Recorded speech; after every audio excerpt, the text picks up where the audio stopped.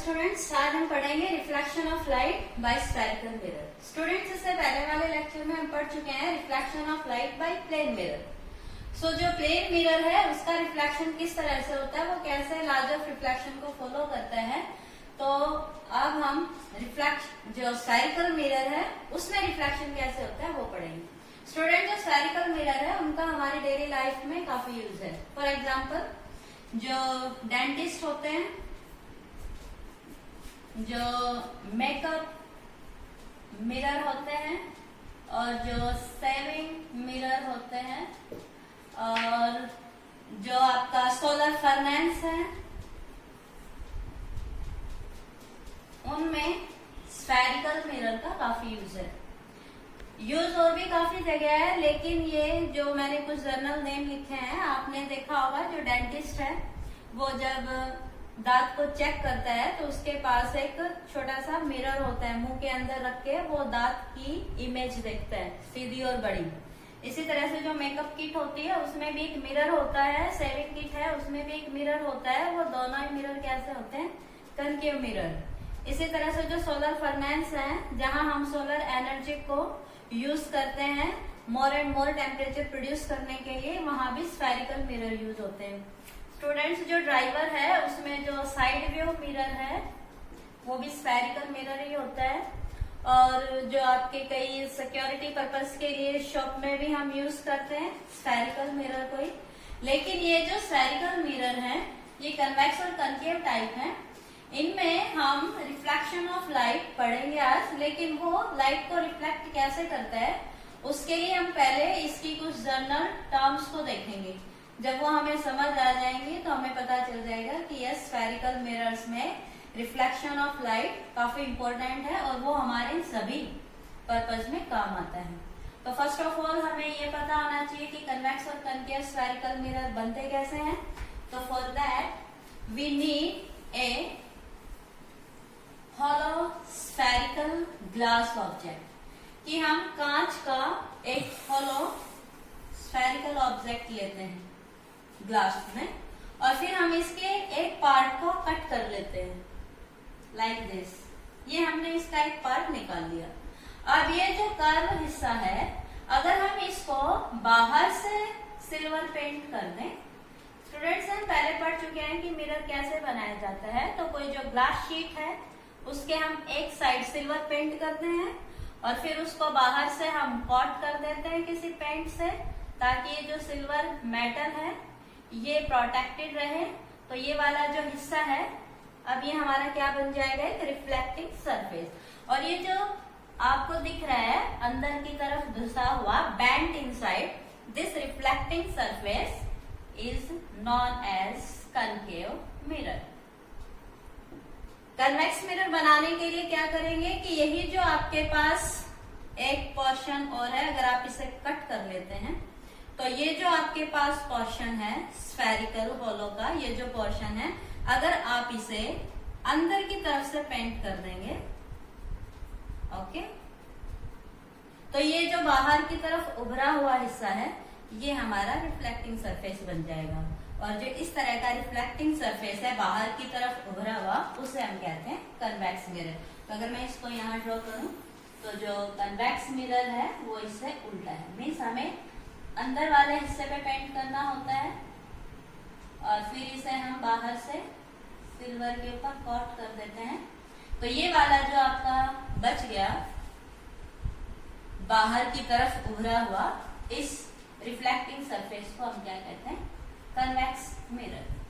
तो जो concave mirror होते हैं वो कर्व अंदर की तरफ धसा हुआ रिफ्लेक्टिंग सरफेस रखते हैं, और जो कन्वेक्स मिरर होते हैं वो बाहर की तरफ उभरा हुआ कर्व सरफेस रखते हैं, रिफ्लेक्टिंग सरफेस।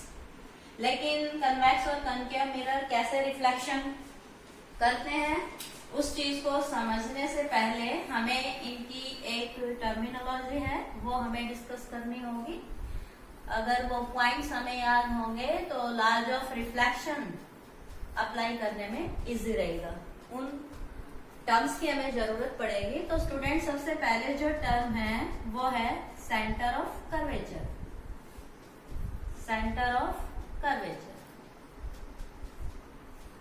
स्टूडेंट्स, हम हमने कहा था कि ये जो स्फेरिकल मिरर हमने बनाया कन्वेक्स या कनकेव, वो किसी होलोस्फीयर का हिस्सा थे। ओके, तो ये जो हमारे पास लेट ये कनकेव मिरर हमने बना लिया, तो इस कनकेव मिरर को बनाने के लिए हमें इस स्फीयर की जरूरत पड़ी। तो इस स्फीयर का जो सेंटर है वो क्या कहा जाएगा, सेंटर ऑफ कर्वेचर, और इस सेंटर को हम किससे डिनोट करेंगे, सी से। तो जो centre of curvature of this spherical mirror is the centre of the hollow sphere from which we take this part of mirror. Second term है students radius of curvature. Radius of curvature, देखिए students, radius of curvature होगा कि ये जो हमने mirror draw किया है, ये मिरर हमारे स्फीयर का एक हिस्सा था। तो इस स्फीयर की जो रेडियस है उसी को हम क्या कहते हैं, रेडियस ऑफ कर्वेचर। क्या बोलेंगे, radius of curvature is the radius of this sphere from which we take this mirror portion. तो radius of this sphere from which we take this mirror is called radius of curvature. तो जो radius of curvature है उसको हम किससे denote करते हैं, are से।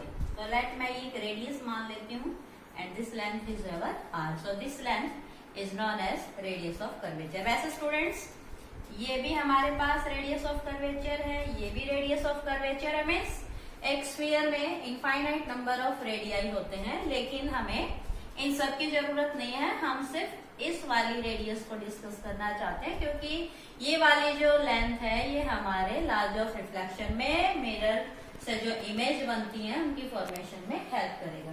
तो there is many radius but important one is this. Okay, so this is the radius of curvature. तो radius of curvature is the radius of the hollow sphere from which we take out this mirror. Next है students Paul.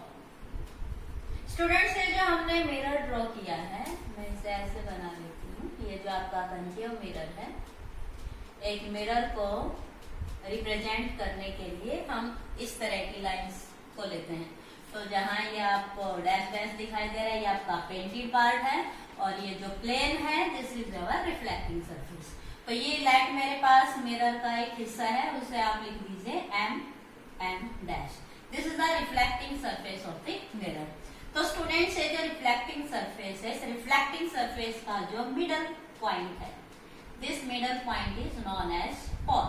तो pole is the mid point of this reflecting surface of mirror, either convex और concave. Convex है या concave है, हर mirror का जो middle point है उसे हम क्या कहते हैं, पॉल। तो स्टूडेंट्स पॉल को रिप्रेजेंट करते हैं लेटर पी से। नेक्स्ट है students principal axis. Fourth one is principal axis. Principal axis students एक लाइन होती है जो इस मिरर के पॉल और जो सेंटर ऑफ कर्वेचर है उससे होती हुई निकलती है। तो लेट मैं इसे कह दूं पॉल, और ये आपके पास सेंटर ऑफ कर्वेचर है ही। तो जो centre of curvature and Paul जो दो पॉइंट्स हैं उनसे होती हुई जो लाइन जाएगी, इस लाइन को हम क्या कहते हैं, प्रिंसिपल एक्सिस। तो this line which passes through center of curvature and pole is known as principal axis. So it is simply a line which is required as a reference line to put object या to define position of object in front of mirror and position of image formed by the mirror. तो ये एक reference line है जिसकी हमें जरूरत पड़ेगी कि हम मिरर के सामने ऑब्जेक्ट को कहाँ रखेंगे। तो स्टूडेंट्स एक टर्म और है, इन्हें अभी मैं हटा देती हूँ।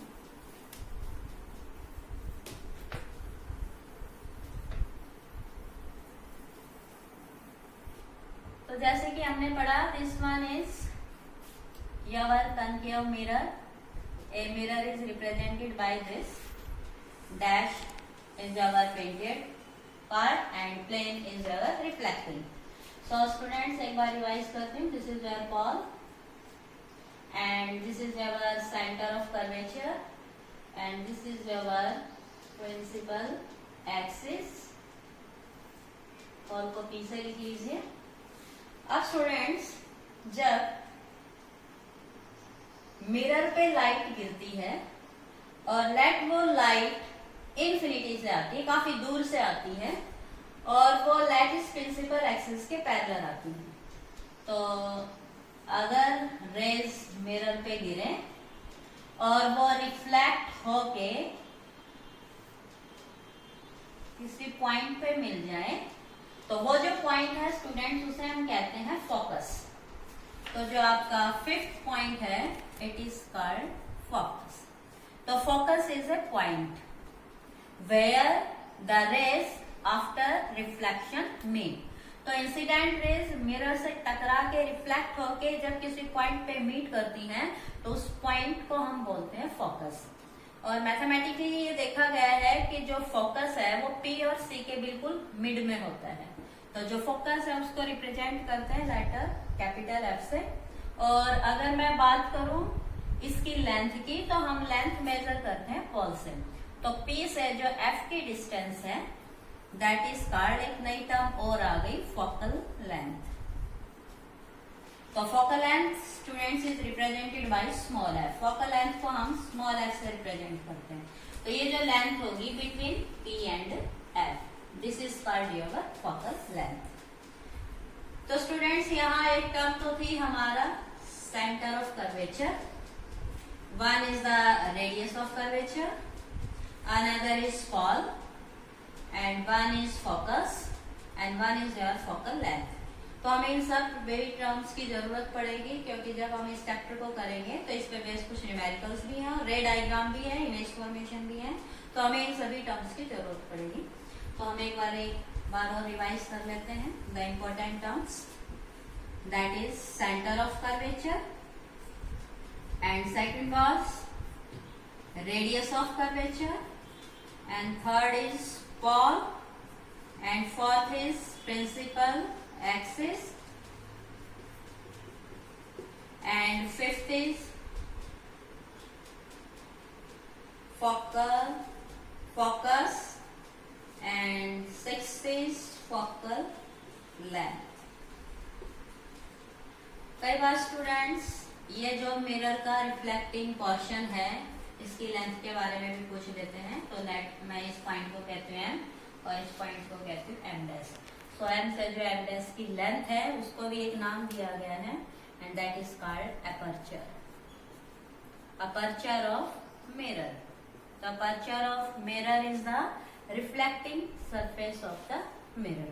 तो centre of curvature is the centre of the sphere from which this mirror is taken out.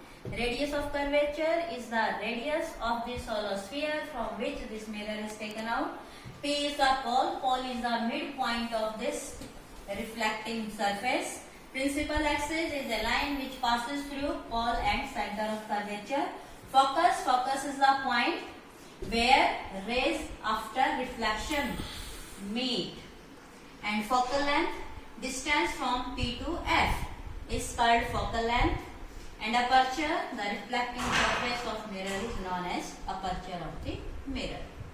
Okay students, तो ये सारी टर्म्स हमें याद होनी चाहिए तभी हम इस चैप्टर को कर पाएंगे, रे डायग्राम्स को समझ पाएंगे. So now we take reflection of light by spherical mirror. तो सबसे पहले हम पढ़ेंगे reflection from the concave mirror. तो स्टूडेंट जो कनकेव मिरर है हमें रिफ्लेक्शन ऑफ लाइट के रूल्स याद होने चाहिए. तो जो फर्स्ट लॉ था उसमें क्या था, incident ray, reflective ray and normal all lie in the same plane. Okay, all lie in same plane. तो हमें एक नॉर्मल की जरूरत होगी, एक इंसिडेंट रे की और एक रिफ्लेक्टिव रे की. और दूसरा था कि angle of incidence is equal to angle of reflection. तो फर्स्ट ऑफ ऑल हमें वो सारे पॉइंट मार्क कर लेने चाहिए जो हमने अभी अभी पढ़े थे. First of all centre of curvature and pole. Draw कीजिए. This is our pole, this is our centre of curvature and this is our focus. सबसे पहले आप ये चारों मार्क कर लीजिए, प्रिंसिपल एक्सिस लीजिए, कॉल बनाइए, focus and centre of curvature. तो अभी हमें रिफ्लेक्शन देखना है from this spherical mirror, first of all from concave mirror. तो कनकेव मिरर से रिफ्लेक्शन कैसे होगा, उसके लिए हमें पहले सारे पॉइंट्स मार्क कर लेने हैं। और जब हम रिफ्लेक्शन की बात करते हैं तो हमारे पास होना चाहिए ऑब्जेक्ट। तो जब हम ऑब्जेक्ट को मिरर के सामने रखेंगे तो वो इस प्रिंसिपल एक्सिस पे रखा जाता है और हमेशा मिरर के सामने। तो मिरर का जो रिफ्लेक्टिंग पार्ट है वो ये है, तो ऑब्जेक्ट का रखा जाना चाहिए इस साइड। तो स्टूडेंट्स, जैसे कि हमने पहले किया था कि अगर ए नंबर ऑफ रेज इंफिनिटी से आती हैं और इस प्रिंसिपल एक्सिस के पैरेलल आती हैं तो वो इस पॉइंट पे मीट हो जाती हैं। और हमने इमेज फॉर्मेशन का रूल पढ़ा था कि इमेज वहां बनेगी तब बनेगी जब रेज आफ्टर रिफ्लेक्शन किसी पॉइंट पे मिल जाए। लेकिन जो रिफ्लेक्शन ऑफ लाइट है, इसमें जो इमेज फॉर्मेशन का प्रोसेस है उसमें हमें कम से कम कितनी रेज चाहिए इमेज फॉर्मेशन के लिए? कम से कम 2 रिफ्लेक्टेड रेज हमें चाहिए। वो पॉइंट जहां 2 रिफ्लेक्टेड रेज इंटरसेक्ट करेंगी वहां इमेज बनेगी। तो intersection of 2 reflected rays, that point, that is the position where image formation take place. तो हमें 2 रिफ्लेक्टेड रेज चाहिए, तो उनके लिए 2 इंसिडेंट रेज रहेंगी। और वो कोई 2 रिफ्लेक्टेड रेज कौन सी होंगी, वो सबसे इजी होनी चाहिए और उनका पाथ हमें पता होना चाहिए। तो स्टूडेंट्स, हम इनके लिए इन 2 रिफ्लेक्टेड रेज को जानने के लिए लॉज ऑफ रिफ्लेक्शन को फॉलो करते हुए कुछ रूल्स पढ़ेंगे। ओके, तो वो जो रूल्स हैं वो 4-5 हैं। उनमें से जो आपको सुटेबल लगे आप उनमें से किसी रूल को यूज कीजिए और उसको यूज करके आप इमेज फॉर्मेशन देख सकते हैं। तो स्टूडेंट, जो सबसे पहला रूल है उसमें यही है कि अगर रेस कोई इंसिडेंट रे, अगर इंसिडेंट रे प्रिंसिपल एक्सिस के पैरेलल आती है, इंसिडेंट रे प्रिंसिपल एक्सिस के क्या हो, पैरेलल, तो क्या होगा, जो रिफ्लेक्टेड रे होगी वो फोकस से गुजरेगी। रिफ्लेक्टेड रे किससे गुजरेगी? फोकस से। तो हमारे पास एक इंसिडेंट रे है ये, जो कि प्रिंसिपल एक्सिस के पैरेलल आती है और जब मिरर पे पड़ेगी, मिरर इसे रिफ्लेक्ट करेगा तो वो रिफ्लेक्टेड रे किससे होती हुई आएगी? फोकस से। तो this is your first rule. तो एक तो हमारे पास रे हो गई ये कि रिफ्लेक्टेड रे हमें ये मिल जाए, तो उसके लिए इंसिडेंट रे कहां से आनी चाहिए? Parallel to principal axis. तो अगर incident ray parallel to principal axis है तो रिफ्लेक्टेड रे कहां से निकलेगी? फोकस से। सेकेंड रूल, अगर कोई इंसिडेंट रे फोकस से होती हुई मिरर पे गिरे तो रिफ्लेक्टेड रे क्या होगी? Parallel to principal axis, means just इसका रिवर्स। कैसे?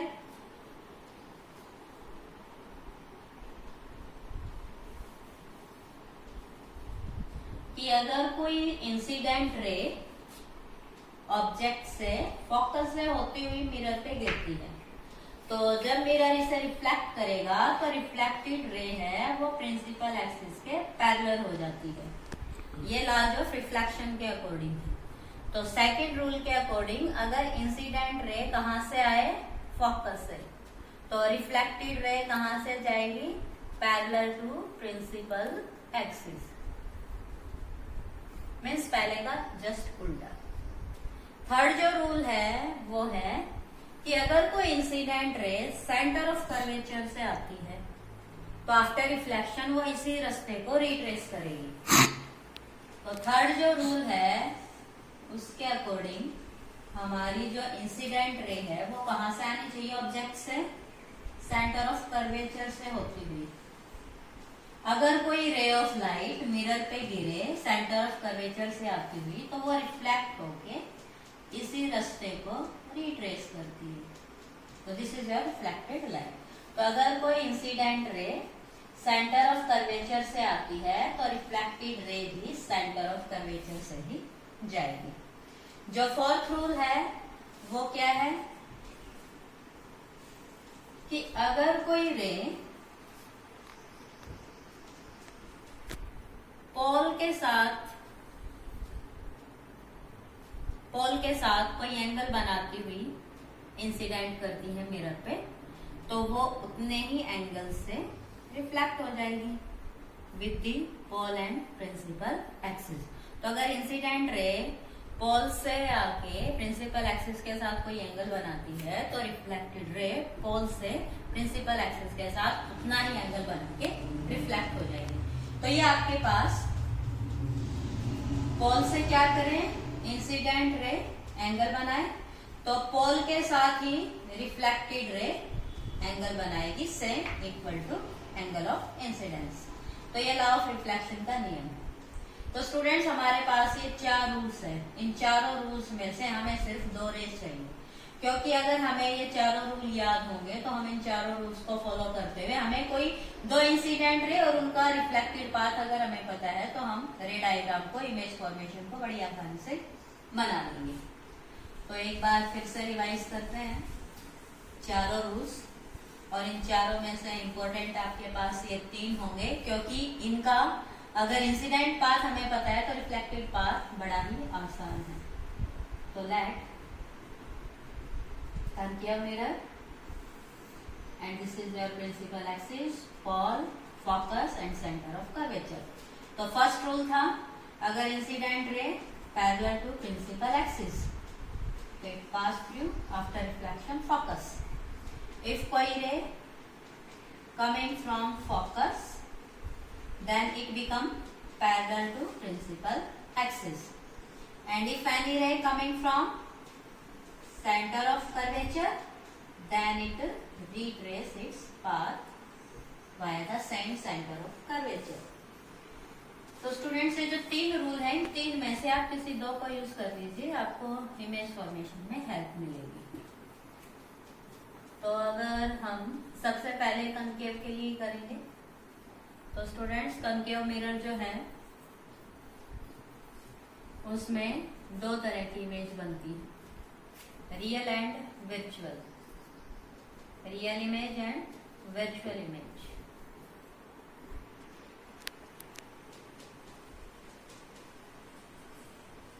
रियल इमेज वो होती हैं जो स्क्रीन पे ली जा सके, या जब ये रिफ्लेक्टेड रेज एक्चुअली इंटरसेक्ट करे किसी पॉइंट पे, then image formed will called real image.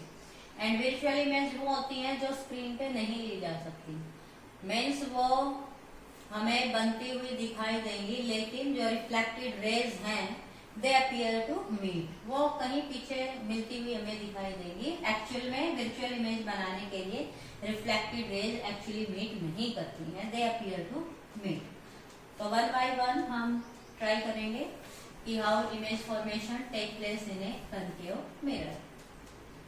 तो स्टूडेंट्स कनकेव मिरर में रियल भी बनती है, वर्चुअल भी बनती है, लेकिन वो कैसे बनेगी वो सब मिरर और ऑब्जेक्ट्स की पोजीशन पे डिपेंड करते हैं। कि हमारे पास जो कनकेव मिरर है, इस कनकेव मिरर ये principal axis, this is your pole, this is your focus, this is your centre of curvature.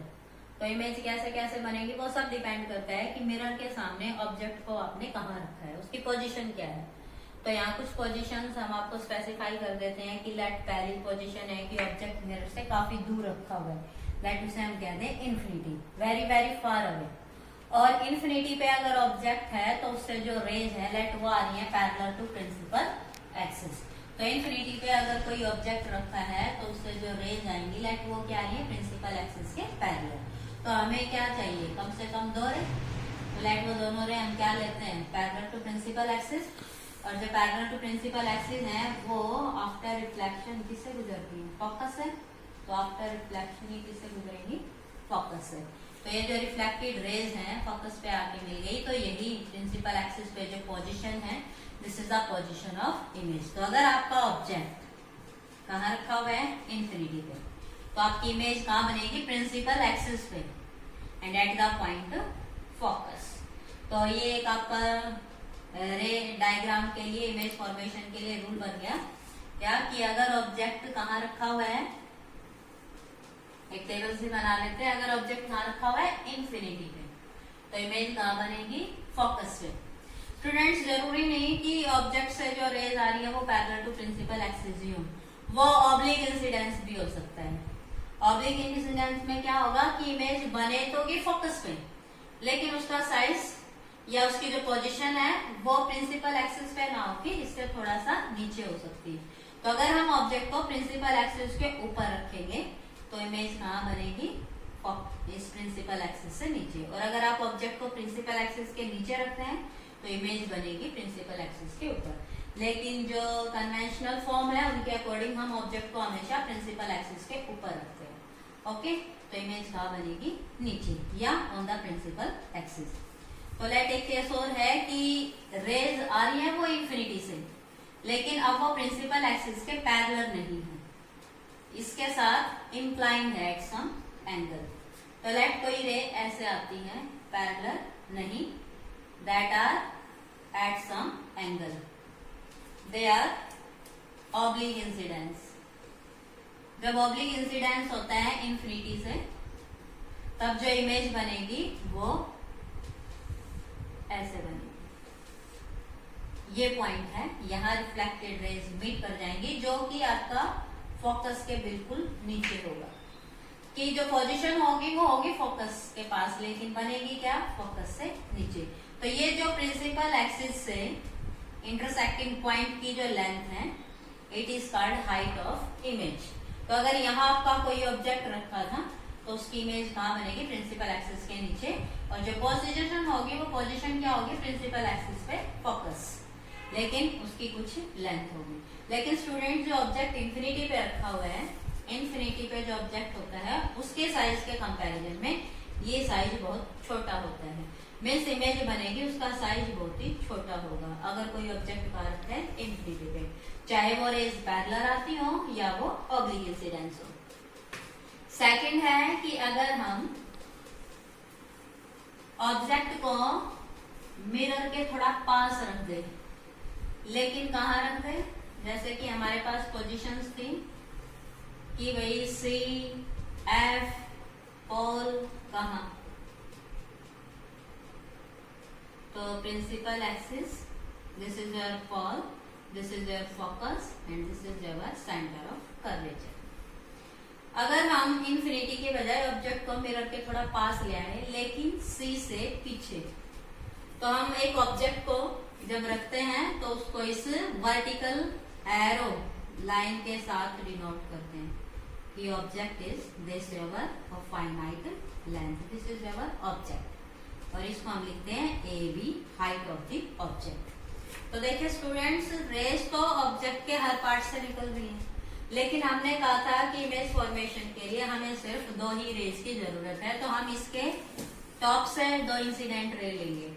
इसका जो बेस है वो प्रिंसिपल एक्सिस पे फिक्स है, तो जो बॉटम होगा, बेस होगा, वो तो आएगा प्रिंसिपल एक्सिस पे, लेकिन जो इसका हेड है, इसका जो टॉप है, उसकी हमें पोजीशन पता करनी है। तो हम इस टॉप से ही दो रे लेंगे, और वो दो रे कौन से लेंगे, जिनका पाथ ऑफ रिफ्लेक्शन हमें पता है। तो वो 4 रूल आपको बताए थे, तो उनमें से कोई 2 रूल आप यूज कर लेंगे। तो लेट फर्स्ट है, सबसे इजी जो हम लेंगे वो है कि first is parallel to principal axis. इस ऑब्जेक्ट से जो रे इंसिडेंट कर रही है वो क्या ले लें हम, पहली तो पैरेलल टू प्रिंसिपल एक्सिस। तो जो पैरेलल टू प्रिंसिपल एक्सिस होती है उसका रिफ्लेक्टेड पाथ क्या होता है, फोकस से। तो रिफ्लेक्टेड रे किससे आएगी, फोकस से, तो this is your reflected ray. दूसरी जो रे है इस टॉप से, वो हम क्या ले लें कि भाई फोकस से, हमें तो दो ही चाहिए, तो एक पैरेलल ले ली और एक हम किससे ले लेंगे, फोकस से। तो जब कोई रे फोकस से आती है तो वो रिफ्लेक्शन के बाद कहाँ से गुजरती है, पैरेलल टू प्रिंसिपल एक्सिस। तो देखिए एक रिफ्लेक्टेड रे ये है और एक ये, और ये दोनों जिस पॉइंट पे मीट कर जाती है दैट इज योर टॉप, क्योंकि दोनों इंसिडेंट रे किसकी थी, टॉप की, तो पोजीशन भी क्या होगी, टॉप, और इस टॉप को आप किससे मिला दीजिए, प्रिंसिपल एक्सिस से। तो दिस इज योर बेस। तो ये तो बन गया आपकी इमेज का बेस, ए डैश, और ये आपकी इमेज का top, that is B dash. तो देखिए मिरर के सामने हमने ऑब्जेक्ट को रखा हुआ था ऐसे vertical, this is base and this is top, लेकिन जो इमेज आफ्टर रिफ्लेक्शन इस मिरर में बनी है वो बनी है ऐसे उल्टी, इसका टॉप नीचे है, बेस ऊपर है। और इसका जो साइज है वो ऑब्जेक्ट के साइज से छोटा है। और अगर हम इसकी पोजीशन की बात करें तो वो पोजीशन होता है सी और एफ के बीच में। मेरे स्टूडेंट्स, अगर आप सी से पीछे इन्फिनिटी और सी के बीच में आप ऑब्जेक्ट को कहीं भी रखेंगे तो उसकी जो इमेज बनेगी वो हमेशा सी और एफ के बीच में बनेगी, और इमेज का जो साइज है वो ऑब्जेक्ट के साइज से छोटा होगा और वो हमेशा उल्टी होगी। तो ये जो उल्टी इमेज है, अगर आप यहाँ कोई स्क्रीन लगा देते हैं तो आपको ये उस स्क्रीन पे भी मिलेगी, इसलिए हम इसे क्या बोलते हैं, रियल इमेज। तो स्टूडेंट्स, जो रियल इमेज होती है जो मिरर के सामने बनती है वो रियल होती है, उल्टी होती है, इन्वर्टेड होती है। तो रियल इमेज की एक आपके पास कैरेक्टरिस्टिक्स और आ गई कि वो इन्वर्टेड होती है, कि real image can be obtained on screen, these are inverted and they form after the actual intersection of the reflected rays। जब reflected rays रियल में इंटरसेक्ट करती हैं तब जो इमेज बनती है वो रियल इमेज बनती है। तो एक आपके पास कैरेक्टरिस्टिक्स आ गई कि जब आप ऑब्जेक्ट ऑफ और ऑब्जेक्ट इंफिनिटी पे रखते हो तो कहाँ बनेगी, फोकस पे, और जब आप कहाँ रखोगे, बिहाइंड सी, बिहाइंड सी रखोगे ऑब्जेक्ट को तो इमेज कहाँ बनेगी, between C and F. Image will be form between C and F. इन दोनों के बीच में कहीं ना कहीं बनेंगे और उसका साइज हमेशा इसके साइज से छोटा होगा। अब जो थर्ड है टाइप ऑफ इमेज, वो हम देखेंगे कि अब हम इसकी पोजीशन को सी पे ले आए, सी से पीछे नहीं, कहाँ ले आए, सी पे ले आए। तो जब आप ऑब्जेक्ट को सी पे रख देते हो, this is your F, this is C, कि हम इसको मिरर के पास लाते लाते कहाँ रख ले, सी पे। तो ऐसे केस में स्टूडेंट, जब ऑब्जेक्ट को सी पे रखा जाता है तो वही हमें दो रेज चाहिए। तो first is parallel to principal axis which reflect to focus. दूसरी स्टूडेंट्स क्या हो जाएगी, फोकस से ले लें, one incident ray is from focus. तो जो इंसिडेंट रे फोकस से आती है वो आफ्टर रिफ्लेक्शन कहां से जाती है, पैरेलल टू प्रिंसिपल एक्सिस। तो ये दो रिफ्लेक्टेड रेज इंटरसेक्ट करती हैं एट दिस पोजीशन। ये टॉप से आई थी तो ये टॉप, और बॉटम के लिए आप इसे किसे मिला दें, प्रिंसिपल एक्सिस से। तो स्टूडेंट्स, जब ऑब्जेक्ट को आप सी पे रखोगे तो उसकी इमेज सी पे ही बनेगी, लेकिन ये हमने प्रिंसिपल एक्सिस के ऊपर रखा था तो इमेज बनेगी प्रिंसिपल एक्सिस से नीचे। और अगर हम इनका साइज देखें तो दोनों का साइज क्या होता है, सेम। जो ऑब्जेक्ट का साइज है और जो इमेज का साइज होगा वो दोनों क्या होंगे, सेम। तो जैसे जैसे हम मिरर के पास आते हैं और कहाँ रख देते हैं ऑब्जेक्ट को, सी पे, तो उसकी इमेज भी कहाँ बन जाती है, सी पे। अब चलो हम इस ऑब्जेक्ट को थोड़ा सा और मिरर के पास लेके जाते हैं, लेट सी से आगे लेकिन एफ से पीछे। तो अगर आप ऑब्जेक्ट को ऐसे रखेंगे कि सी से आगे लेकिन एफ से पीछे, ये एफ और ये सी। अब हम मिरर के थोड़ा और पास आ गए और हमने ऑब्जेक्ट को सी और एफ के बीच में कहीं भी रख दिया, यहाँ यहाँ यहाँ कहीं भी रख दो आप। तो वही, जब हमने ऑब्जेक्ट को सी और एफ के बीच में रखा है तो दो रिफ्लेक्टेड रेज हमें चाहिए, तो दो इंसिडेंट रे हम लेंगे। तो one is parallel which pass through focus, okay, और दूसरी हम क्या लेंगे, from the focus which pass as a parallel to principal axis. Students, ये दोनों रिफ्लेक्टेड रेज यहाँ मिल जाती हैं। तो दिस इज योर टॉप, इसको आप प्रिंसिपल एक्सिस से मिला दीजिए। तो this is your bottom, A dash B dash. जो ऑब्जेक्ट है आपका ए बी, इसकी इमेज सी और एफ के बीच में रखने से कहा बनी, सी से पीछे। मीन्स जो ये हमने केस किया था इसका जस्ट उल्टा है कि अगर सी से पीछे रखते हैं तो सी और एफ के बीच में बनती है, लेकिन सी और एफ के बीच में रखते हैं तो सी के पीछे बनती है, उल्टी बनती है, रियल बनती है। लेकिन एक कैरेक्टरिस्टिक्स और डिफर हो गई, दैट इज द साइज। कि सी और एफ के बीच में अगर आप ऑब्जेक्ट को रखते हैं तो उसकी जो इमेज है वो सी के पीछे बनेगी, लेकिन उसका साइज ऑब्जेक्ट के साइज से काफी बड़ा होगा, इनलार्ज इमेज आपको मिलेगी। तो कहने का मतलब ये है कि स्टूडेंट, जैसे जैसे आप इन्फिनिटी से मिरर के पास आते हो, तो जैसे जैसे मिरर के पास हम आते हैं, ऑब्जेक्ट की जो इमेज बनती है उसका साइज बढ़ता जाता है। मीन्स जैसे जैसे हम इंफिनिटी पे बात कर रहे थे तो क्या थी, बिल्कुल पॉइंट साइज, और जब हम इंफिनिटी से मिरर के पास आए, सी से पीछे रहे तो साइज में थोड़ा सा बढ़ा, और जब हम सी पे आ गए तो साइज इक्वल हो गया, और जब सी से आगे बढ़ गए तो साइज ऑब्जेक्ट से बढ़ गया। मीन्स जैसे जैसे आप मिरर की साइड बढ़ते जाओगे इमेज का साइज भी बढ़ता जाएगा। नेक्स्ट स्टूडेंट्स, अगर आप सी और एफ के बीच में कहीं भी रखोगे तो इमेज हमेशा सी से पीछे, जैसे जैसे आप आगे बढ़ते जाएंगे इमेज पीछे सरकती जाएगी और उसका साइज भी बढ़ता जाएगा। अब नेक्स्ट हमारे पास जो केस है, तो फोर्थ केस हो गया कि when object is placed between C and F, तो इमेज कहाँ बनेगी, बिहाइंड सी। ओके, और साइज क्या होगा, बड़ा। नेक्स्ट है सी और एफ के बाद हम मिरर की तरफ सरकते सरकते कहाँ चले जाए, एफ पे। एक पोजीशन हम ले लेते हैं फोकस की, कि अगर ऑब्जेक्ट को हम मिरर के पास ले जाते कहाँ रख ले, फोकस पे, इतना पास आ जाए। तो स्टूडेंट जब फोकस पे रखते हैं तो वही हमें दो रेज चाहिए, one is parallel to principal axis, तो it pass through focus. Okay, और जो सेकंड रे है वो हम कौन सी ले, अब तक हमने लिया था कि फोकस से गुजार दो, तो फोकस तो ऐसे आएगा। अब इतना बड़ा हमारा मिरर है नहीं, तो रिफ्लेक्टेड रे कहां से आएगी, तो हम इस वाले पॉइंट को छोड़ के सी वाले पॉइंट को यूज कर लेते हैं कि लेट हमारी कोई रे ऑब्जेक्ट से मिरर पे ऐसे पड़ रही है कि ये लगे कि वो कहां से आ रही थी, एक्चुअली सी से, ऐसे। तो ये अगर कोई रे ऐसे जाए कि वो सी के रास्ते से जा रही है, तो हमने क्या कहा था कि जो रे सी के रास्ते से जाती है वो रिफ्लेक्ट होके सी के रास्ते से ही वापस आती है। तो ये दो रिफ्लेक्टेड रे हमारे पास है। लेकिन स्टूडेंट अगर आप इन्हें इधर बढ़ाना चाहो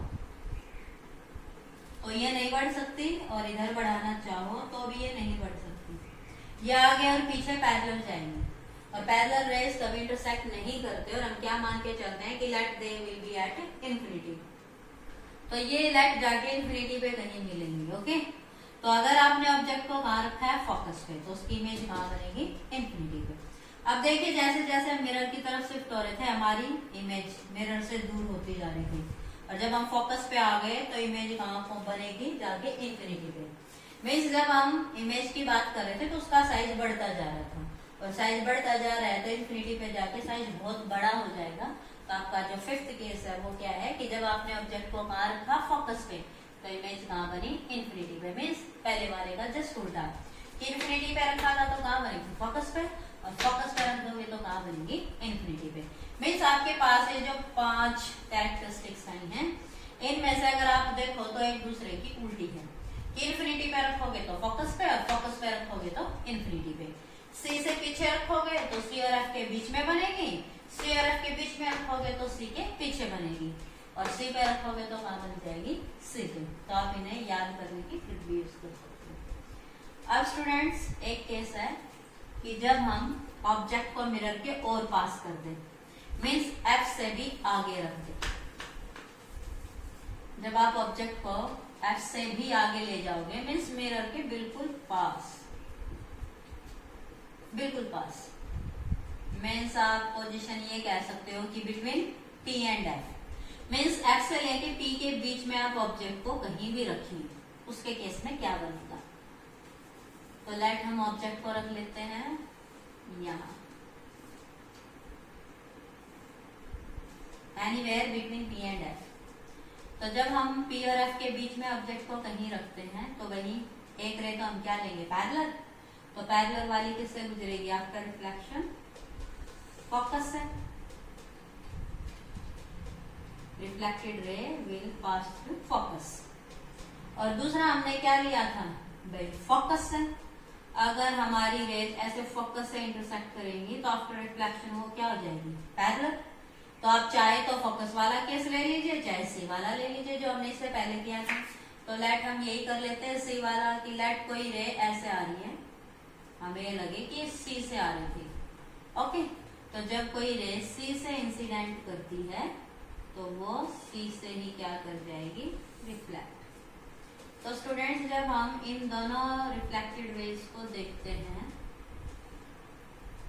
तो देखिए यहाँ तो इनके बीच की डिस्टेंस बढ़ती जा रही है, दोनों रिफ्लेक्टेड रेज कहीं नहीं मिल रहे, इनके बीच का सेपरेशन बढ़ता जा रहा है। लेकिन अगर हम ये देखें कि ये रिफ्लेक्टेड रेज कहाँ से आ रही थी, इधर से, और ये रिफ्लेक्टेड रे कहाँ से आ रही थी, इधर से, तो ये इधर कहीं ना कहीं हमें मिलती हुई दिखाई देगी, और जहाँ ये मिल जाए वही हमारी क्या होगी, इमेज। तो ये जो पॉइंट ऑफ इंटरसेक्शन है which just appear to meet, तो that object has image like this. और ये जो इमेज है ये बिल्कुल इसी की तरह सीधी है, और इसका साइज इससे बड़ा है, तो this is called magnified erect image and behind the mirror. तो स्टूडेंट जब ऑब्जेक्ट को कहाँ रखा जाता है, बिटवीन एफ एंड पी, तो इमेज कहाँ बनेगी, behind the mirror, behind the mirror. Okay, और ये कैसी होगी, सीधी। स्टूडेंट्स ये मिरर के अंदर दिखाई देती है हमें सीधी, ये स्क्रीन पे नहीं आ सकती, तो ये कैसी इमेज होगी, वर्चुअल। तो जो वर्चुअल इमेज है उनकी कैरेक्टरिस्टिक्स और आ गई क्या, कि भाई एक तो ये था कि स्क्रीन पे नहीं आ सकती, दूसरा ये कब बनेगी, जब रिफ्लेक्टेड रे एक्चुअली मीट नहीं करेंगी, जस्ट अपीयर टू मीट। और थर्ड क्या हो गई कि virtual image are erect, virtual images erect होती है, सीधी होती है। ओके, और कनकेव के केस में ये कैसी है, बड़ी, ऑब्जेक्ट के साइज से बड़ी। तो स्टूडेंट्स यहाँ हमने 6 केस पढ़े हैं। तो जो मैंने कहा था कि जो स्फेरिकल मिरर है उन्हें हम कहाँ यूज करते हैं, लाइक डेंटिस्ट, डॉक्टर यूज करते हैं, डेंटिस्ट। अब जब उन्हें दांत का इंस्पेक्शन करना हो तो दांत की बड़ी इमेज देखने के लिए, तो वो कनकेव मिरर को दांत के बिल्कुल पास लगा के देखेगा, तो मिरर में उसकी बड़ी इमेज दिखाई देगी। इसलिए डेंटिस्ट जो है वो कौन सा मिरर यूज करते हैं, कनकेव। इसी तरह से एक नाम बताया था मेकअप किट और सेविंग किट। जब सेविंग और मेकअप की बात आती है तो जो मिरर यूज किया जाता है वो स्मॉल फेस को बड़ा करके दिखाता है, क्लियर इमेज दिखाता है। ओके, तो सेविंग और मेकअप किट में कौन सा यूज किया जाता है कि स्मॉल इन साइज मिरर, और छोटे साइज को कैसा दिखाई देगा, बड़ा और सीधा। एक क्या बताया था, सोलर फर्नेस। तो सोलर फर्नेस में आपका काम आएगा ये वाला कैरेक्टरिस्टिक्स, कि जो सोलर फर्नेस है उसमें सन हमारे मिरर से बहुत ज्यादा दूर होता है, तो सन को हम मिरर के विद रिस्पेक्ट क्या मानेंगे, इन्फिनिटी पे। तो जब सन से रेज इस मिरर पे आती हैं तो वो सारी की सारी एक पॉइंट पे मिल जाती हैं, और जब रेज एक पॉइंट पे मिलती हैं तो उन्हें हम क्या कहते हैं, कन्वर्जिंग। तो जो कनकेव मिरर है वो लाइट को कन्वर्ज करता है, वो उसको फोकस कर सकता है। तो जो कनकेव मिरर है अगर हम फर्नेस में लगा दें और इसको सूरज के सामने कर दें, सन के सामने कर दें, तो सन से जो रेज आएंगी सारी की सारी ये सन से आने वाली रेज को, ओके, हम इसको मिरर को सन के सामने कर देते हैं, और सन से आने वाली जितनी भी रेज हैं इस मिरर की खासियत है सबको रिफ्लेक्ट करके एक पॉइंट पे कन्वर्ज कर देगा। तो इससे आने वाली सारी की सारी रेज इस पॉइंट पे कन्वर्ज हो जाती है आफ्टर रिफ्लेक्शन। तो यहाँ कोई ऑब्जेक्ट रखा है तो सन रे जब आके यहाँ फोकस होंगी, जिनमें बहुत ज्यादा हीट होती है, तो यहाँ टेम्परेचर राइज हो जाएगा। तो एक सिंपल सी एक्टिविटी भी करके देखते हैं कि अगर हम इस पॉइंट पे कोई पेपर रख दें, ओके, और ये पेपर वहां है जहां आके ये सारी की सारी रेस कन्वर्ज होती हैं, तो ये बर्न कर सकता है, जल जाएगा।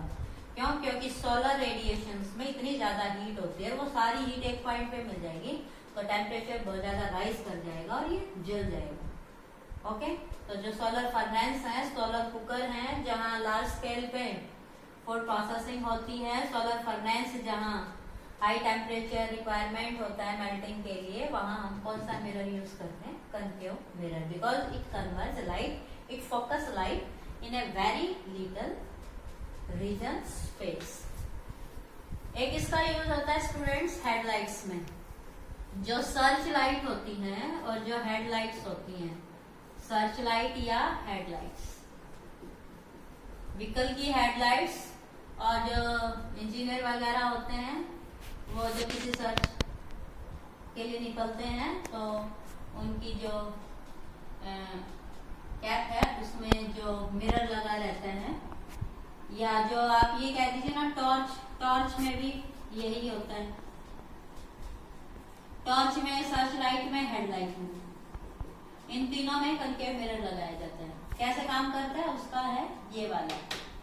क्या होता है कि जो हेडलाइट्स होती हैं, सर्च लाइट होती है, टॉर्च होती है, वो एक parallel beam of light emit करती हैं जो कि लॉन्ग डिस्टेंस कवर करती है, ताकि हमें दूर तक दिखाई दे और लाइट की इंटेंसिटी क्या रहे, मेंटेन। तो उस केस में हमारा ये वाला जो रे डायग्राम है, इमेज फॉर्मेशन का प्रोसेस है, वो आएगा। तो जब हम कनकेव मिरर के लिए इस वाले पॉइंट की बात करते हैं, तो ये जितने भी आपके पास सोर्सेज हैं, इनमें क्या होता है कि जो बल्ब होता है, उस बल्ब को हम इसके फोकस पे रख देते हैं। लाइट इसका फोकस है यहाँ। तो जब आप बल्ब को यहाँ रखोगे तो इससे जो लाइट निकलेगी, ओके, इन ऑल डायरेक्शन, जब इसके फोकस पे आप रख दोगे बल्ब को, तो फोकस से जो रे जाती है वो प्रिंसिपल एक्सिस की क्या हो जाती है, पैरेलल। इधर भी जाएंगी ये रेज, चारों तरफ जाएंगी। तो सारी की सारी फोकस से निकली है, तो ये सारी की सारी रिफ्लेक्शन के बाद क्या हो जाएंगी, पैरेलल टू प्रिंसिपल एक्सिस। ये सारी की सारी रेज प्रिंसिपल एक्सिस के पैरेलल जाएंगी। तो ये जो हेडलाइट है, टॉर्च है, सर्च लाइट है, इनमें बल्ब को कहाँ रखा जाता है, मिरर, कनकेव मिरर के फोकस पे। और फोकस से जब लाइट मिरर पे गिरती है तो सारी की सारी रिफ्लेक्टेड लाइट एक पैरेलल बीम के रूप में इमिट होती है, रिफ्लेक्ट होती हैं। तो these parallel beam don't deviate to a long distance and this is helpful for the vision। तो हमारा ये वाला जो रे डायग्राम है, ये इन सभी में हेल्पफुल होगा। ये जो रेज फोकस से निकलेंगी या आफ्टर रिफ्लेक्शन क्या हो जाएंगी, parallel, that give a intense straight parallel beam of light to a very large distance। अब एक स्टूडेंट, जो आपका कनकेव मिरर है, वो जो आपके माइक्रोस्कोप, टेलीस्कोप है, वहां भी यूज होता है। क्योंकि जो लाइट है वो अगर डायरेक्ट ना पड़े तो हम मिरर को यूज करते हैं, और मिरर क्या करता है, उस लाइट को रिफ्लेक्ट करता है। तो इनडायरेक्ट वे से आने वाली लाइट को ये रिफ्लेक्ट करेगा और टेलीस्कोप और माइक्रोस्कोप के काम में भी वो हेल्प करेगा। तो students, these are your different ray diagrams. इन्हें रे डायग्राम्स कहते हैं। जब बात आए इमेज फॉर्मेशन की, तो formation of image due to any position of object in front of mirror, they are called the ray diagrams. तो एक बार हम फटाफट रिवाइज कर लेते हैं फिर से कि concave mirror, this is your principal axis, this is your pole, this is your focus, this is your centre of curvature. तो first, when all are coming from infinity parallel to principal axis, they after reflection meet at focus।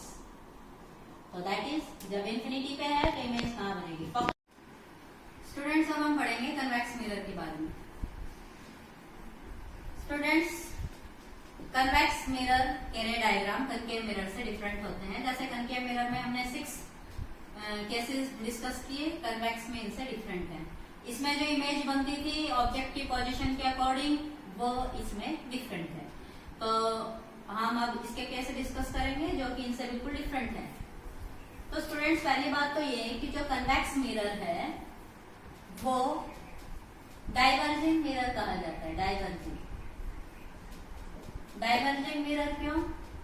क्योंकि जैसे हमने concave के case में पढ़ा था कि parallel आती हुई इंसिडेंट रे मिरर के सामने एक पॉइंट पे फोकस हो जाती है, लेकिन कन्वेक्स मिरर में क्या होता है, देखिए, this is your convex mirror जिसका रिफ्लेक्टिंग सरफेस बाहर की तरफ उभरा हुआ होता है।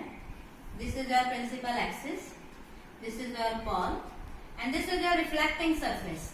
लेकिन इस मिरर को बनाने के लिए हमारे अब फोकस और सेंटर ऑफ कर्वेचर मिरर के पीछे होंगे, क्योंकि सी हमें इसको बनाने के लिए यहाँ लेना पड़ेगा और P और C के बीच में क्या बताया था, फोकस।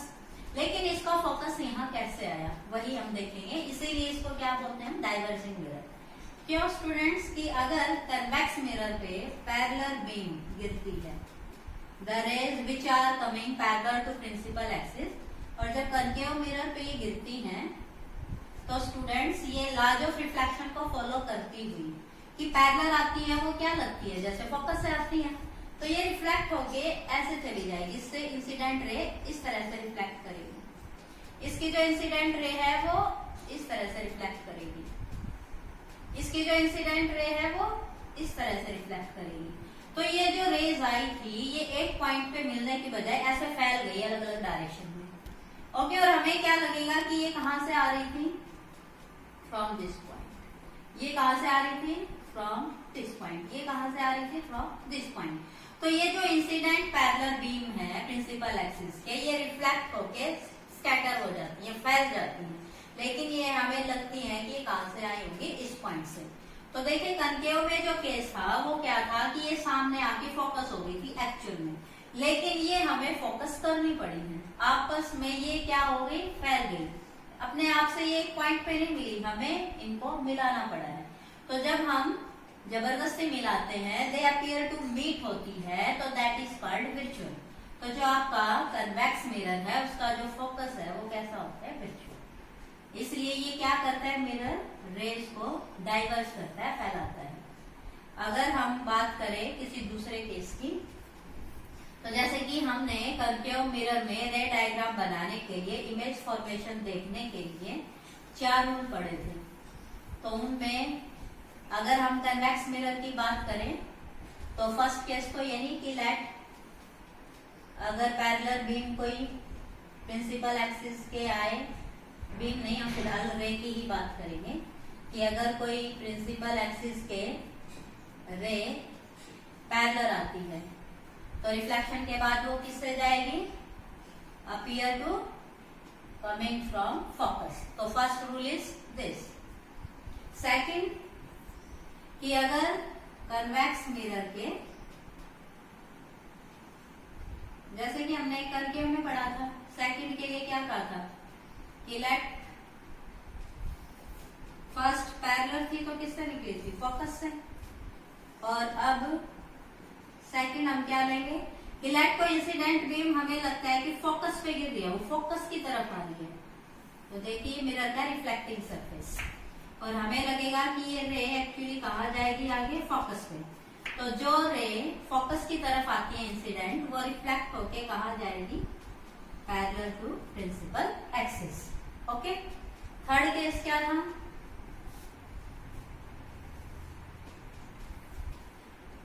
कि अगर कोई रे हमें ऐसे लगे कि वो किससे आ रही है, सी से। ओके, तो अगर कोई ऑब्जेक्ट यहाँ है मिरर के सामने और उससे कोई रे कैसे आ रही है, लाइट वो जा रही है भाई सी की तरफ, तो ये रे हमें कैसे लगेगी कि कहाँ जा रही थी, सी की तरफ, तो वो रिफ्लेक्ट होके सी के पास से ही वापस आ जाएगी। तो ये रहेगा आपका कन्वेक्स के केस में, रूल थर्ड। और फोर्थ क्या कहा था कि लाइट भाई पोल के साथ कुछ एंगल बनाती हुई वो इंसिडेंट होती है।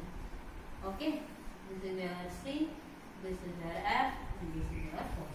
तो अगर कोई इंसिडेंट रे कन्वेक्स मिरर पे पोल के साथ कुछ एंगल बनाती है तो रिफ्लेक्टेड रे पोल से ही उतने ही एंगल के बाद रिफ्लेक्ट हो जाएगी। तो case first, parallel, reflect through focus, coming via focus, reflect parallel to principal axis. If incident is coming towards C, then reflect from C, and if it make angle I with pole, then reflect with the same angle or with the pole. So these are the 4 rules that can be used for the image formation in a convex mirror. लेकिन students in 4 की हमें जरूरत नहीं पड़ेगी, क्योंकि हमें तो सिर्फ 2 की जरूरत पड़ती है, क्योंकि इमेज फॉर्मेशन के लिए हमें सिर्फ 2 रिफ्लेक्टेड रेज चाहिए। तो आप इन 4 में से किन्हीं 2 को यूज कर सकते हो, जो भी आपको मोस्ट कन्वीनियंट लगे। तो इसमें आपके सिर्फ 2 ही तरह के रे डायग्राम है। First is when object is placed at infinity. Students क्या होगा कि जब कन्वेक्स मिरर के सामने कोई ऑब्जेक्ट इंफिनिटी पे रखा हुआ है, तो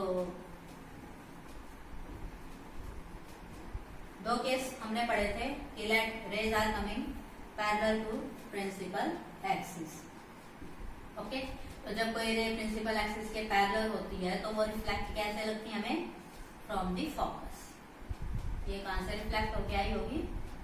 फोकस से। और इनको पीछे मिलाओगे तो ये हमें कहां से आती हुई दिखाई दे रही है? फोकस से। ओके, तो जब ऑब्जेक्ट इन्फिनिटी पे है और सारी की सारी रेज प्रिंसिपल एक्सिस के पैरेलल आ रही है तो उस ऑब्जेक्ट की इमेज कहां बनेगी? फोकस में। और ये क्योंकि फोकस है प्रिंसिपल एक्सिस पे, तो इस फोकस को कई बार प्रिंसिपल फोकस भी बोल देते हैं, प्रिंसिपल फोकस। इसकी डेफिनेशन भी आ जाती है एग्जाम में, what we mean by principal focus. तो principal focus is a point where rays coming parallel to principal axis after reflection meet on principal axis and this point on principal axis is known as principal focus. Okay, तो first case तो रहेगा ये कि अगर raise आ रही है parallel to principal axis तो उनकी इमेज कहां बनेगी? Virtual image, small size image at the focus. Second case ये है कि जैसे हमने कनकेव में पढ़ा था कि सी के पीछे रखो, सी पे रखो, सी एफ के बीच में रखो, पी एफ के बीच में रखो, तो ऐसा कोई केस कन्वेक्स के केस में होता नहीं है। क्यों? क्योंकि ये जो पोजीशंस हैं जो हमने कनकेव में पढ़ी थी वो सारी रिफ्लेक्टिंग सरफेस के सामने थी, बट कन्वेक्स मिरर में सारी पोजीशन मिरर के पीछे है और रिफ्लेक्टिंग सरफेस के सामने ऐसी कोई पोजीशन नहीं है जिनका हम जिक्र करें। तो ये जो सारे केसेस थे 5-6 जो हमने कनकेव में पढ़े थे वो यहाँ नहीं होंगे। हमारे पास जस्ट 2 ही केस हैं कि आप ऑब्जेक्ट को रखिए कन्वेक्स मिरर के सामने, मीन्स वेरी फार अवे या नियर।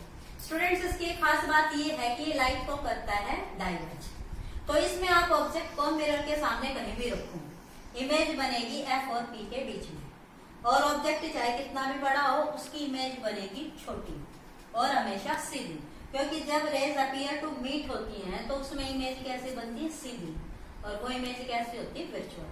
तो कन्वेक्स मिरर की खासियत ये है कि इसमें आप ऑब्जेक्ट को कहीं भी रखें, इमेज बनेगी सीधी, small in size and that is called virtual.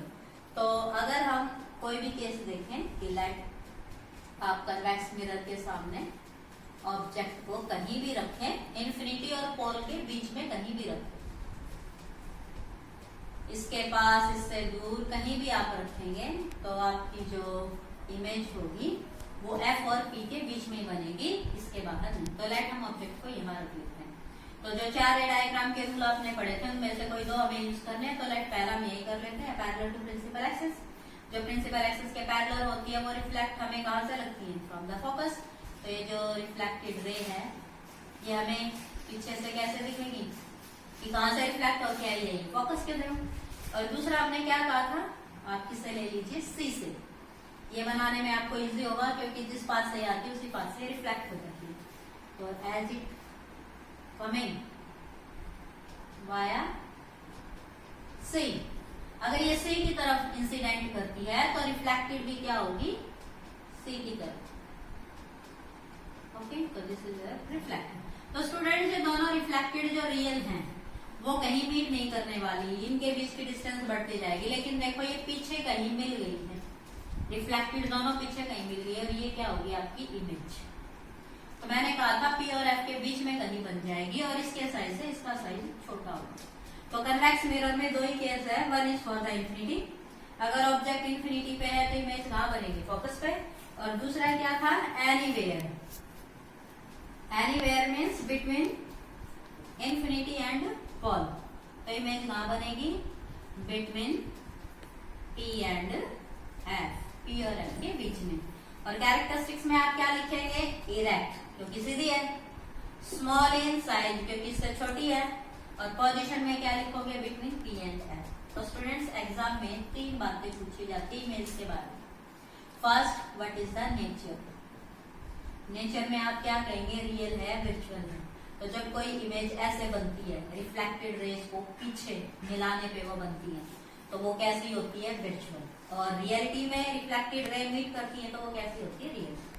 दूसरा पॉइंट क्या था? साइज। तो साइज आप देख लेंगे ऑब्जेक्ट का बड़ा है या इमेज का बड़ा है। तो दूसरी कैरेक्टरिस्टिक्स पूछी जाती है इमेज में, उसका साइज छोटा या बड़ा या सेम।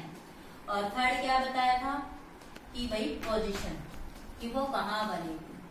ओके, पोजीशन क्या होगी, कहाँ बनेगा। तो कन्वेक्स के केस में सबसे आसान आपके पास सिर्फ दो ही केस हैं और हमेशा कहाँ बनेगी, पी और एफ के बीच में। सीधी एक केस और आ जाता है भाई इरेक्ट या इनवर्टेड, ये पॉइंट भी आप बना सकते हैं। इमेज सीधी होगी या उल्टी होगी, ठीक है, तो इरेक्ट या इनवर्टेड, तो 4 पॉइंट बन जाते हैं और ये इंपॉर्टेंट क्वेश्चन बनता है किसी भी स्पेशल केस के लिए और किसी भी मिरर के लिए। अब बात आती है इसके यूज की। तो स्टूडेंट्स जब कन्वेक्स मिरर पे लाइट गिरती है तो वो फैल जाती है। तो स्टूडेंट्स इसका सबसे अच्छा यूज है जो व्हीकल होते हैं उनका जो साइड व्यू मिरर होता है, रियर व्यू मिरर जिसे हम बोलते हैं, साइड व्यू या रियर व्यू, उस मिरर में हम इसे यूज करते हैं। तो साइड व्यू मिरर या रियर व्यू मिरर में कौन सा मिरर यूज होता है, कन्वेक्स मिरर। दूसरा स्टूडेंट्स जो आपका कन्वेक्स मिरर है उसे हम यूज करते हैं सिक्योरिटी पर्पज के लिए।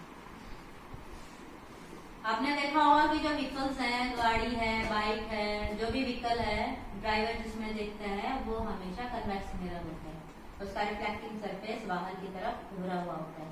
हम इसी को क्यों यूज करते हैं, क्योंकि इसकी खास बात क्या थी कि छोटे से रीजन में लार्ज एरिया दिखाई देता है, क्योंकि ये रे को क्या करता है, डाइवर्ज। तो स्मॉल साइज मिरर में लार्ज एरिया हमें दिखाई देता है, इमेज हमेशा सीधी दिखती है, that is why we use convex mirror. और दूसरा इसका जो था that is security in shop. आजकल सीसीटीवी कैमरे लगते हैं, लेकिन पहले शॉप में सिक्योरिटी के लिए कौन क्या यूज करते थे, कन्वेक्स मिरर, क्योंकि ये भी स्मॉल साइज में large area of vision show करता है, डायरेक्ट इमेज दिखाता है, तो they can be used as a security purpose in the shop. Okay students, these are your mirror and their uses with their red area. Students अब हम पढ़ेंगे mirror formula.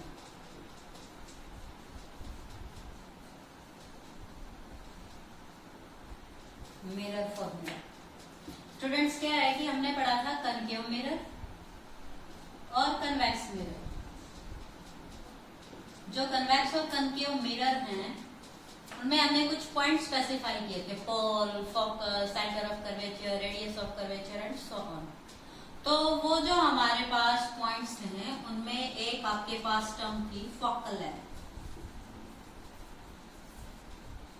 एक इसमें हमें जरूरत पड़ेगी ऑब्जेक्ट डिस्टेंस, और एक है इमेज डिस्टेंस।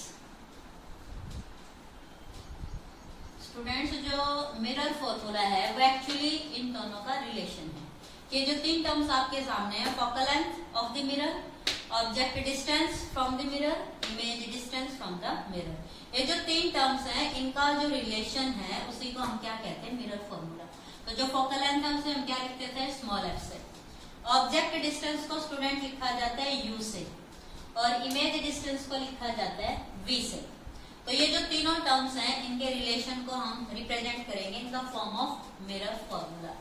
तो इन तीनों को कैसे लिखा जाता है कि reciprocal of focal length is equal to sum of reciprocal of object distance and image distance.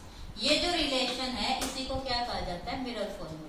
कि जब हम किसी मिरर के लिए उसके ऑब्जेक्ट और इमेज डिस्टेंस को फोकल लेंथ के साथ रिलेट करते हैं तो this relation become mirror formula. Students जो इमेज बनती है उस इमेज का साइज ऑब्जेक्ट के विद रिस्पेक्ट क्या है उसको डिटरमाइन करने के लिए भी एक टर्म है, और उस टर्म को कहा जाता है मैग्निफिकेशन। क्या कहा जाता है, मैग्निफिकेशन। तो मैग्निफिकेशन बाय ए मिरर। तो जो मैग्निफिकेशन है वो भी एक रिलेशन है किसका, ऑब्जेक्ट और इमेज की जो हाइट है, डिस्टेंस है, उनका विद रिस्पेक्ट टू मिरर। तो जो मैग्निफिकेशन है उसको रिप्रेजेंट करते हैं लेटर स्मॉल एम से, और ये होता है simply ratio height of image to height of object. तो हाइट ऑफ ऑब्जेक्ट को लिखा जाता है h1 और हाइट ऑफ इमेज को लिखा जाता है h2। So means h2 is height of image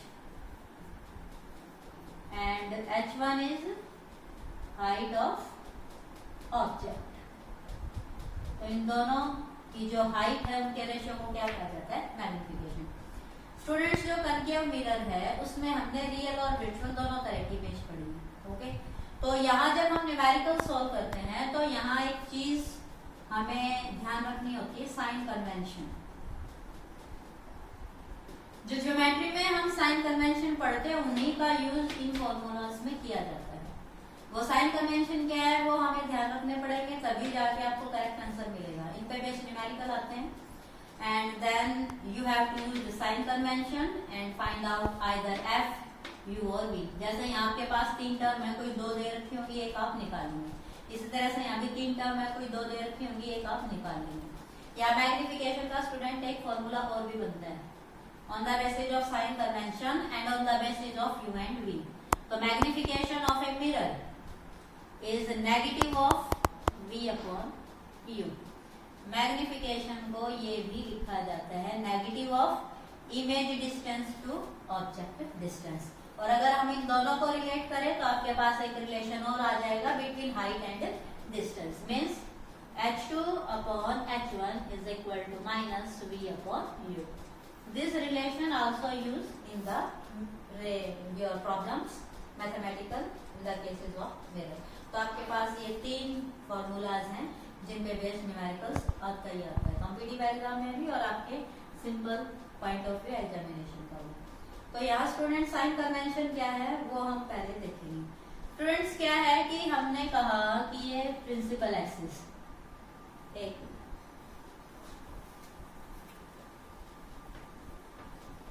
आपका मिरर चाहे जो भी है कन्वेक्स या कनकेव, तो मैं कोई एक केस ले लेती हूँ, लेट कनकेव मिरर। तो जो कनकेव मिरर है ये, इसके लिए हम रेफरेंस लाइन लेते हैं principal axis, that is pole, this is F, this is C. Students हमने ऑब्जेक्ट को प्रिंसिपल एक्सिस पे रखा था लाइक दिस। तो this is the height of object, this is your object h1। तो जब भी कोई हाइट हम प्रिंसिपल एक्सिस से अबव मेजर करते हैं तो वो सारी क्या आती है, positive. Height above the principal axis क्या होती है, पॉजिटिव, चाहे वो इधर हो और चाहे वो इधर हो। मिरर के लेफ्ट में या राइट में हो, प्रिंसिपल एक्सिस से अबव जितनी भी हाइट है वो सारी क्या होती है, पॉजिटिव। लेकिन प्रिंसिपल एक्सिस से नीचे, चाहे वो लेफ्ट में हो चाहे राइट में, वो सारी हाइट क्या लेते हैं हम, नेगेटिव। तो देखिए स्टूडेंट, जब हमने कनकेव मिरर का केस किया था, जब ऑब्जेक्ट को हमने एफ तक रखा था तब हमारी सारी इमेज इनवर्टेड थी, मींस प्रिंसिपल एक्सिस के नीचे थी। तो ऑब्जेक्ट हम प्रिंसिपल एक्सिस के ऊपर रखते हैं तो ये क्या लिखेंगे हम, सॉल्व करते हुए पॉजिटिव। और अगर इमेज बनती है नीचे तो वो हाइट हम क्या लिखेंगे, नेगेटिव। मींस h2 को आप क्या लिखेंगे, नेगेटिव। ओके, अब बात आती है u एंड v की। तो स्टूडेंट्स जो डिस्टेंस पोल से लेफ्ट में हम मेजर करते हैं, मीन्स ऑब्जेक्ट को यहाँ रख दिया, तो जो पोल है वो आपका ओरिजिन कहा जाएगा रे डायग्राम में, मैथमेटिकल प्रॉब्लम्स रिगार्डिंग मिरर। तो पोल इज योर ओरिजिन। जैसे हम ज्योमेट्री में लेते हैं ना, एक्स एक्सिस और वाई एक्सिस, तो this is intersection point of both perpendicular axis is 0, that is your origin. तो अगर इससे आप राइट में जाते हैं तो पॉजिटिव, लेफ्ट में जाते हैं तो नेगेटिव, अबव में जाते हैं तो पॉजिटिव और बिलो जाते हैं तो नेगेटिव। तो ऐसा ये है कि पोल के लेफ्ट में सारे नेगेटिव, राइट में सारे पॉजिटिव। प्रिंसिपल एक्सिस के अबव सारे पॉजिटिव, प्रिंसिपल एक्सिस के बिलो सारे नेगेटिव। तो अगर हमें ऑब्जेक्ट की डिस्टेंस देखनी है मिरर से तो हम मेजर करते हैं पोल से। तो मिरर से ऑब्जेक्ट की डिस्टेंस है वो क्या है स्टूडेंट्स, लेफ्ट में। तो ये जो डिस्टेंस है ना इसे हम लिखते हैं u, कि from P to O distance of object from mirror is represented by u। और ये हमेशा क्या लिखेंगे हम, नेगेटिव, क्योंकि पोल के लेफ्ट में सारी डिस्टेंस साइन कन्वेंशन में हम क्या रखेंगे, नेगेटिव। और अगर कोई इमेज मिरर के लेफ्ट में बनती है तो वो भी हम क्या लिखेंगे, नेगेटिव। और अगर कोई इमेज मिरर के राइट में बनती है तो वो डिस्टेंस हम क्या रखेंगे, पॉजिटिव। ओके, तो इधर अगर आप किसी डिस्टेंस की बात करते हो पोल के राइट में तो ऑल डिस्टेंस आर पॉजिटिव, चाहे वो नीचे हो चाहे ऊपर हो। पोल के अगर आप लेफ्ट में बात करते हैं इधर या इधर, वो सारी डिस्टेंस क्या होंगी, नेगेटिव, चाहे वो आपके पास कन्वेक्स हो चाहे वो आपके पास कनकेव हो। साइन कन्वेंशन का ध्यान रखना जरूरी है। ऐसा क्यों है स्टूडेंट्स, क्योंकि जब हम कन्वेक्स और कनकेव के केसेस डिस्कस करते हैं न्यूमेरिकल प्रॉब्लम्स को जब हम सॉल्व करते हैं, तो हमारा जो करेक्ट आंसर है वो तभी आएगा जब आप साइन कन्वेंशन को यूज करेंगे। तो जब हम बात करते हैं फोकल लेंथ की, तो कन्वेक्स के केस में हमने देखा था फोकस कहाँ बना था, मिरर के बैक में, राइट साइड में। तो कन्वेक्स का जो फोकस है, फोकल लेंथ है, वो क्या होती है, पॉजिटिव, अंडरस्टैंड। लेकिन focus and focal length of concave mirror, वो स्टूडेंट्स आपने देखा था कहाँ बने थे, मिरर के लेफ्ट में। तो लेफ्ट में सारे डायमेंशन हम क्या लेते हैं, नेगेटिव। तो focal length of concave is negative, focal length of convex is positive. You always negative, you को आप हमेशा क्या लेंगे, नेगेटिव, यू ऑलवेज नेगेटिव। और वी की बात आए तो अगर रियल इमेज है तो वी क्या रहेगा, नेगेटिव। और अगर वी क्या है, वर्चुअल इमेज, कैसी है, वर्चुअल, तब वी आपके पास क्या रहेगा, पॉजिटिव। ओके, तो जब भी आप न्यूमेरिकल सोल्व करें, फॉर्मूला लिख के जब वैल्यू पुट करें, तो आप साइन कन्वेंशन के साथ, साइन के साथ उसे सॉल्व करें, तभी आपका राइट आंसर आएगा, चाहे वो मैग्निफिकेशन है और चाहे वो मिरर फॉर्मूला।